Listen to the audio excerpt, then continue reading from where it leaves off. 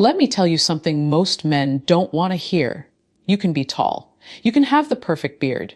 You can drive the latest car. But none of that, none of it will make her heart flood with desire or her soul overflow with emotion. Because a woman doesn't truly pour water for a man she just likes. She pours for the man she feels. And feelings, my brother, are not bought. They are evoked. We live in a generation where men are exhausted from chasing and women are drowning in shallow attention. The truth is, if you want a woman to open herself fully, not just physically, but emotionally, you must go beyond looks, beyond money, beyond smooth words. The one sure way, you must create a space where she feels safe enough to lose control. A space where her laughter is unfiltered, her silence is understood, and her walls are unnecessary. This isn't about tricks, it's about presence. It's about how you hold her even without touching her. And today, I'm going to break down exactly how to do it step by step, so that she will never forget the way you made her feel. Let's begin. A woman's life is rarely as calm as she makes it appear on the outside. She might look composed in public, hair perfect, makeup flawless, a smile that makes you think she has it all together.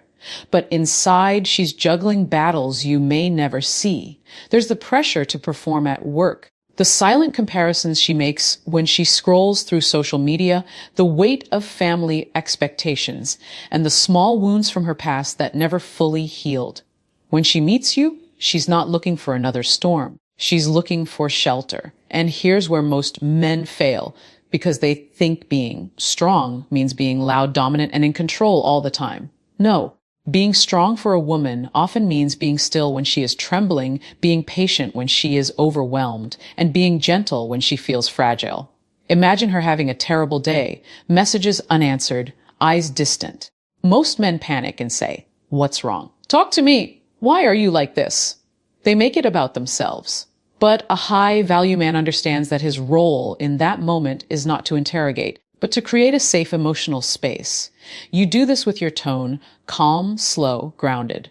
You do it with your energy. No rushing her, no pushing for details she's not ready to share. You do it with your presence, by simply being there, physically and emotionally, so she knows she's not alone. When a woman senses that your spirit is steady no matter what she throws at you, she begins to trust you with more of herself. She learns that she doesn't have to filter her emotions around you. She can cry without being judged. She can vent without you dismissing her. She can sit in silence and still feel understood. And here's the secret: women don't fall for men who add to their chaos. They fall for the ones who make them feel peace they didn't know they needed. When you are her calm, you become her anchor. When you are her anchor, she pours into you love, loyalty, affection, because she feels safe enough to be fully herself. Be the calm in her storm, and she will make sure your cup is never empty. One of the most common mistakes men make in relationships is believing that every time a woman speaks about her problems, she's asking for a solution. It's not your fault. You've been wired this way since you were young. You see a problem, you want to fix it. It's logical. It's direct. It's the man thing to do. But here's the truth. Most women don't always speak to you so you can solve their problems. They speak because they want to feel understood. They speak because they want someone to witness their emotions without rushing them into action. Imagine this. She comes home frustrated after a long day at work. Her boss ignored her ideas in a meeting. A coworker took credit for her work. She's angry, she's tired, she's emotionally drained. You, trying to help, immediately say, "Well, next time you should speak up. Why don't you look for a new job?" You're too sensitive about these things. What you think is helping is actually dismissing her emotions. She doesn't feel heard. She feels like her feelings are being pushed aside in favor of quick fixes. Listening without the fix-it syndrome means leaning in and absorbing her words without judgment. It's saying, "That sounds like it was really tough for you. I can see why you'd feel that way. Tell me more about what happened." It's not passive, it's powerful, because you're giving her permission to feel without having to defend her emotions. And when a woman feels safe expressing herself without being told she's wrong, she starts sharing more. She opens up about deeper layers, things she's never told anyone. This doesn't mean you can never give advice. It means you wait. You let her pour it out completely, and only when she asks, "What do you think I should do?" do you step in with solutions. Men who master this skill are rare. Most are too impatient, too eager to fix, rather than to feel. But the man who can sit in her storm and simply listen, that's the man she will run to, not just in crisis, but in joy. Because in her heart, she knows. You hear her even when she's not asking for answers. Compliments are easy. Anyone can say, "You look beautiful today," or "I like your dress." But if that's the only way you affirm her, you're competing with every man in her DMs, every stranger on the street, and every heart emoji under her Instagram photos. Here's the thing, most women already know when they look good. What they rarely hear is recognition for the things that aren't visible. And that's where you separate yourself from the rest. Speaking to her soul means noticing what others overlook. It's saying, "I love how determined you are when you're chasing something you care about. The way you handled that situation with grace, that's inspiring. I admire how deeply you care for your family." These are the compliments that hit different because they acknowledge her essence, not just her appearance. You're not just praising her physical shell, you're validating the depth of the person living inside it. Think about this: beauty fades, but the parts of her soul you touch will echo in her memory for years. A woman will forget what you said about her new hairstyle, but she will never forget the time you told her she was brave when she felt like breaking. When you speak to her soul, you create a connection that goes far beyond attraction. You give her something that money can't buy, filters can't fake, and time can't erase: emotional recognition. And once a woman feels seen on that level, it becomes almost impossible for her to feel the same way about any other man. But this requires sincerity. Women are highly intuitive. If your words are rehearsed or manipulative, she will feel it instantly. The power is not just in what you say, but in the fact that you mean it. This is also where you, as a high-value man, must slow down and observe. Watch how she treats people when she gains nothing in return. Notice how she reacts under pressure. Listen to the passion in her voice when she talks about what she loves. Then reflect those truths back to her. When you speak to her soul, you're telling her, "I see you, the real you, and I like her." And that, my brother, is how you build a bond that outlasts chemistry. Most men confuse being around a woman with being present for her. But let me tell you something. Time without attention is like water without wetness. It looks right on the surface, but it doesn't truly nourish. A woman can tell when you're there physically but absent mentally. She notices when your eyes drift to your phone every few minutes. She feels it when your responses are short, distracted, or mechanical.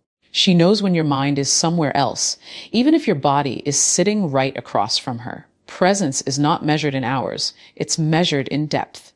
10 minutes of full, undivided attention will always mean more than 2 hours of half-hearted company. Being present means putting your phone down and looking into her eyes when she speaks. It means asking follow-up questions because you actually care about her answer. It means remembering the little things she says in passing: her favorite childhood snack, the name of the teacher who inspired her, the dream she's too scared to chase, and bringing them up later in ways that show you listened. When you give her presence, you're sending a powerful message. Right now, nothing matters more than you. That feeling is rare in today's distracted, fast-paced world, and that's why it leaves such a deep mark. Think about it. Most men are multitasking even in their relationships. They're texting during dates, watching TV while she's talking, or mentally running through their to-do list while she's opening up about her day. But a high-value man understands that presence is a form of intimacy all on its own. It's not just about making her feel valued. It's about building trust. When a woman feels your undivided attention, she feels safer to share her truth. She begins to relax, knowing she's not competing with a screen, a notification, or your wandering thoughts. Here's the truth. The most unforgettable connections aren't built in grand gestures.